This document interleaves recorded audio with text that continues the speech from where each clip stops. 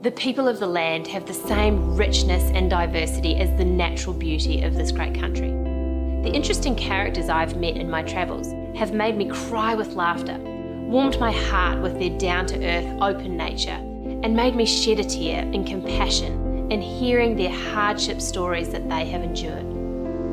The land needs them to harness its bounty, and they need the land to be themselves. It is a bond often forged over generations.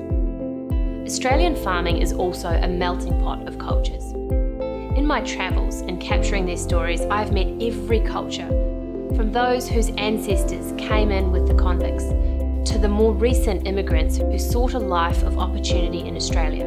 In a couple of cases, I've even had to take an interpreter with me as the farmers didn't speak a word of English. The Italians have been here for decades, and the Kiwis love to come across the Tasman and experience farming on a huge scale. But some of the Cambodians, Vietnamese, South Africans and Maltese, to name a few, have come here as refugees to carve out a new life for themselves and their families. Sunli Sao from Cambodia is following in the footsteps of his godfather, who taught him to grow tomatoes. 37 years later, he's still fine-tuning this process. He sells his tomatoes locally and promises his customers that he will replace all unsaleable tomatoes with fresh ones.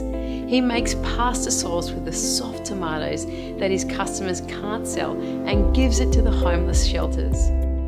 The Fijians, Tongans, Chinese, Vanuatuans and the likes come here as seasonal workers during the vital harvest months, working for 3 to 6 months, and they take their hard-earned money home to start small businesses of their own or build new houses for their families.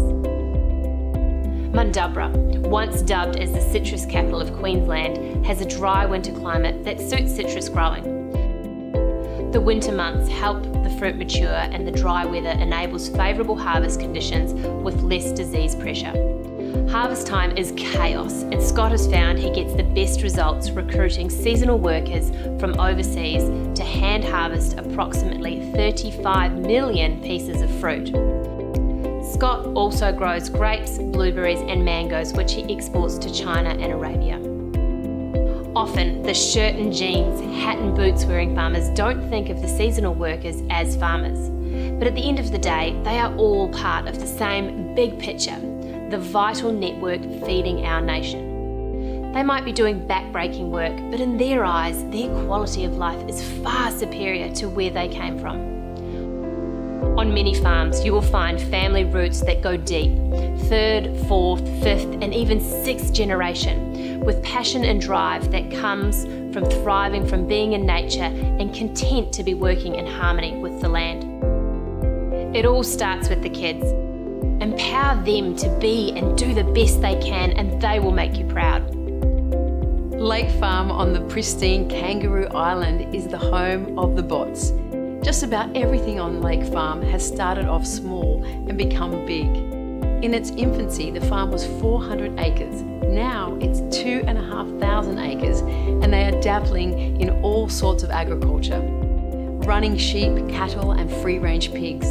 The nature of the stock numbers follows in the footsteps of their increasing landmass.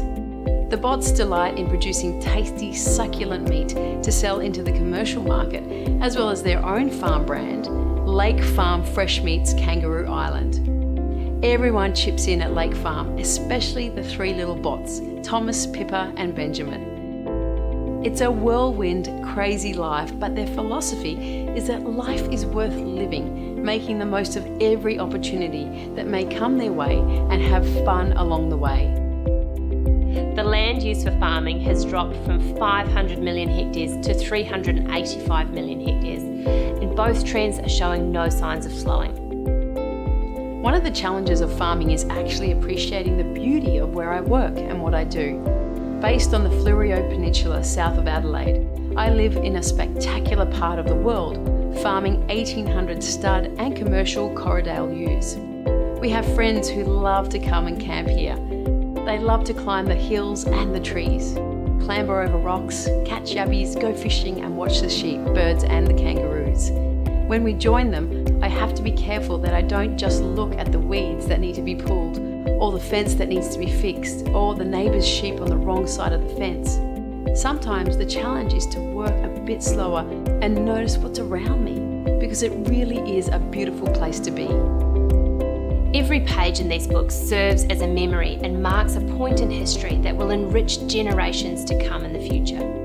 Each property displays the heartbeat of passion, the eye of vision, the drive of determination, and the roots of resilience. Honour our farmers and enjoy their stories by ordering your copies of the Grower Book series today.